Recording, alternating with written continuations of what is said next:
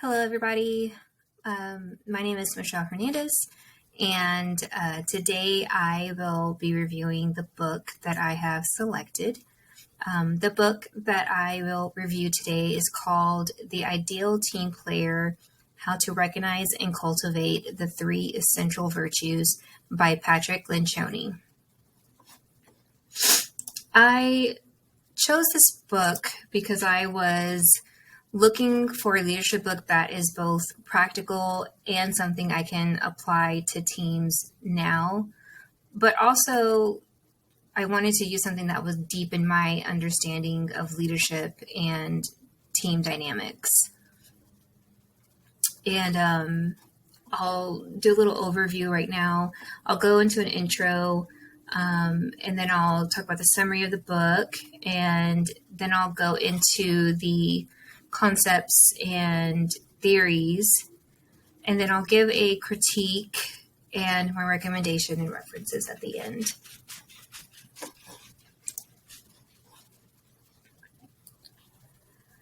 So this book is told in two parts. He starts with the story and then goes into applying the three virtues. The application of the virtues he discusses tips on hiring and the interview process. He even included an example of an assessment or a questionnaire you can use as an evaluation for evaluating other team members. And this is the bibliography. One of the things I noticed was that there's no illustrations, there's no annotated bibliography, but it does have a clear structure and helpful tools to use in real life.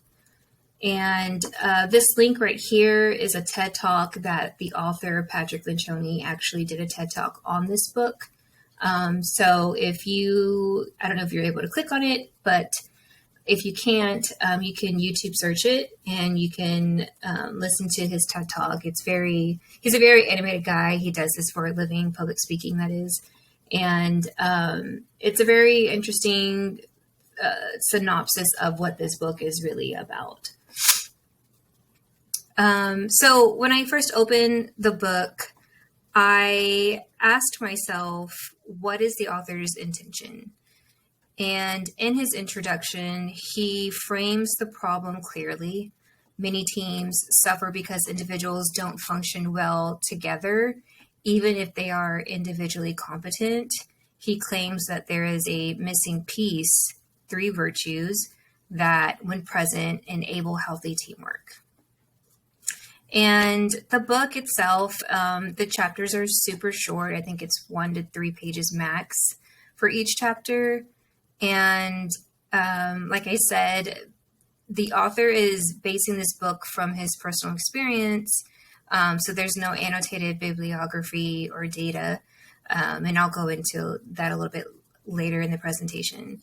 But it is relatively informal and story-like. So it doesn't read like a academic / textbook way, but the clarity is a strength and you don't need to wade through jargon. It presents deeper ideas in accessible terms. And I hope this book would help me answer a few questions. One was, how can I spot or grow real team players? What values truly matter in everyday teamwork? And how do leadership and ethics show up in team processes? And the book largely addresses these questions, and I'll go into some of the gaps that it does have. For the most part, I think this book is relevant. It is easy for graduate students to read, especially for us taking this leadership development course, because this book offers a bridge between theory and practice. It gives us a simple and easy model to remember these three virtues that can help us understand team dysfunctions and lends itself to reflection in current or future leadership roles.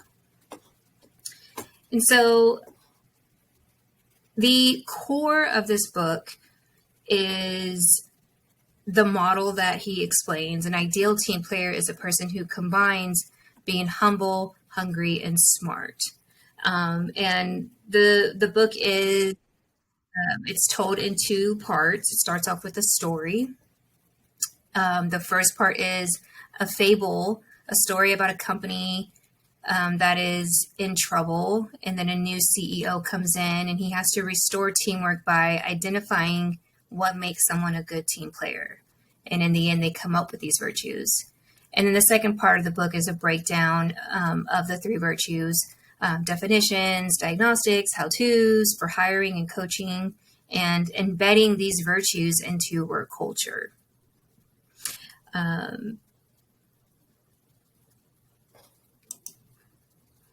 So the key main points of the three virtues: humble, hungry, people smart. He describes humble, and I quote him in the book, "Humility is the single greatest and most indispensable attribute of being a team player." So being humble means you're lacking ego, you share the credit, you own up to your mistakes. It's all about the team and not yourself. And then hungry, he describes hungry people almost never have to be pushed by a manager to work harder because they are self-motivated and diligent. So this is about people that are self-motivated. They're driven. They take initiative. They're wanting to do more, and they're not needing to be prompted to do more. And then he talks about smart, or people smart. And this is being aware of and having a good perception of others. You're asking good questions, you're actively listening, and you're knowing how to respond effectively. It's social intelligence. It's knowing how to interact with others and being aware of these social dynamics and managing relationships well. And Lencioni concludes that having people who possess all three virtues is rare but essential for high-performing teams. He argues that leaders should explicitly value these virtues, incorporate them into hiring and performance processes, and not ignore people who consistently fail in one virtue. Over time, a work culture built around being humble, hungry, and smart leads to better trust, accountability, and results. So now we'll see how it applies to what we've learned in class. In this portion of the presentation, I'll discuss the leadership styles and concepts that we've learned and how it tied into the book. Starting with the leadership styles, the four main leadership styles that was present in the book are team leadership, servant leadership, authentic leadership, and transformational leadership. And I'll start with team leadership. Team leadership is the heart of the book. It's the title of the book, The Ideal Team Player. The model illustrates how teams function with communication, accountability, trust, and performance. The book provides a foundational model for effective team leadership where these three virtues contribute to building strong, cohesive, and high-performing teams. Servant leadership, Lencioni talks about how the being humble and having humility is the most important virtue, and that's putting others first. Leaders who utilize the model are encouraged to serve their teams by coaching, mentoring, and creating space for growth. And so he really talks about servant leadership in terms of his most important virtue of being humble. Authentic leadership, it also aligns with the virtue of being humble. The virtue of humility, a humble person is not pretending, they are real. Leaders who apply his model must also be authentic to reflect the three virtues themselves. You can't coach others on being humble or hungry if you don't live it. And then transformational leadership.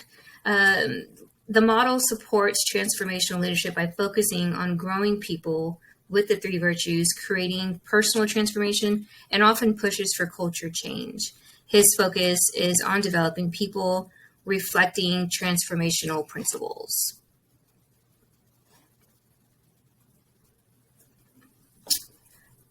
It also talks about ethical leadership, treating others with respect, being fair, and doing what's right. The virtues of being humble or humility and people smarts aligns with ethical leadership because a humble person does not take undue credit. They don't lie. They are just not self-serving. And a people smart team member handles others with care and empathy. They are about those working relationships and forming those relationships well. And then values. We talk about values in class, and virtues are values. They're morally significant traits. Teams built around these virtues are more likely to trust each other, they hold each other accountable, and they focus on the greater good. So there's a value-led leadership that he touches upon in the book. Critiques, book versus research. So I did some digging on some articles, some peer-reviewed articles on how the book relates to empirical studies. And so with humble, the book says being humble is putting others first. You admit mistakes.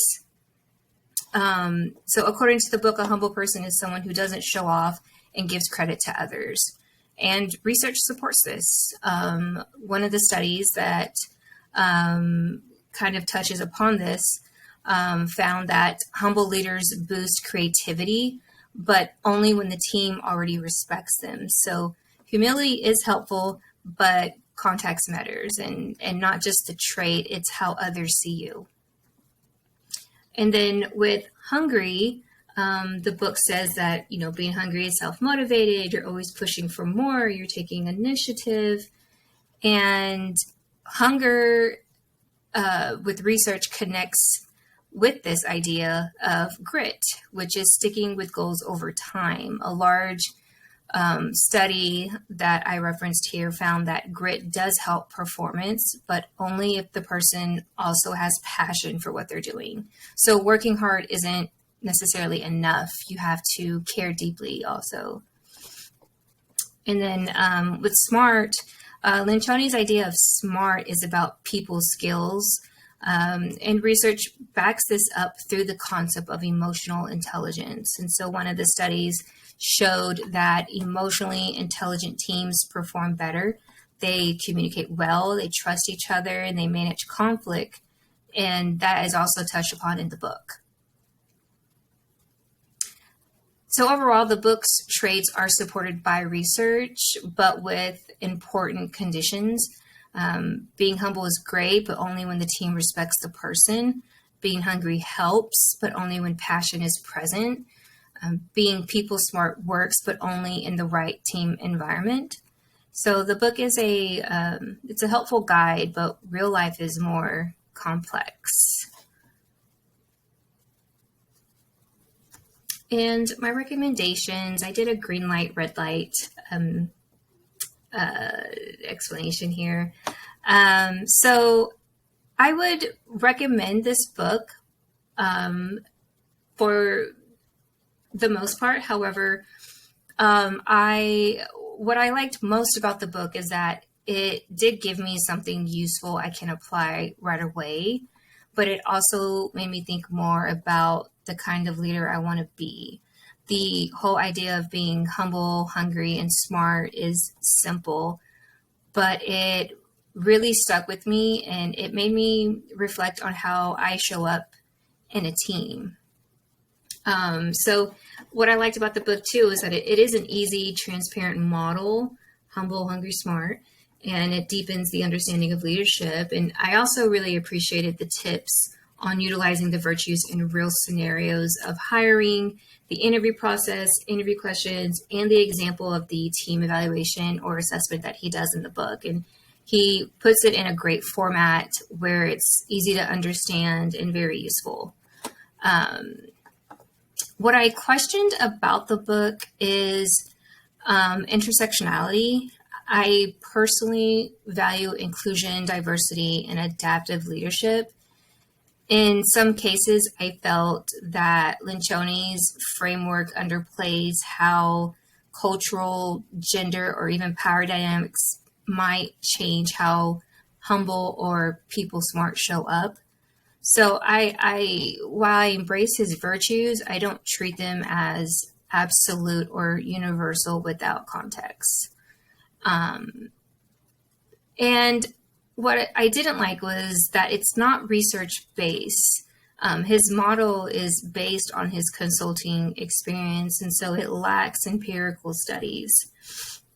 And then also, he oversimplifies complex team dynamics. People can be more than these three traits, and behaviors like being humble, that may come from a background of trauma or cultural norms or personality differences. And he doesn't really explore those layers in the book.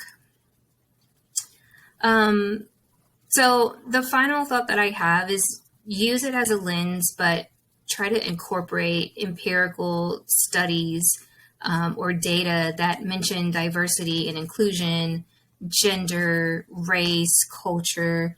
I think this book contributed practical tools to the body of knowledge on leadership in teams, but it doesn't replace more scholarly theory. However, it complements it by giving a usable, memorable model. So for students and practitioners, it gives a bridge between what we learn in class and what happens in workplaces. So, like I said, I think it's a great lens to start off on how to better your team. But I would just back it up with some factual data or empirical studies. And this is just one of my favorite quotes. Great leaders stand in front when there's blame and behind when there's praise. And I just wanted an opportunity to share this. And these are just the articles that I referenced in my critiques. So thank you guys for watching.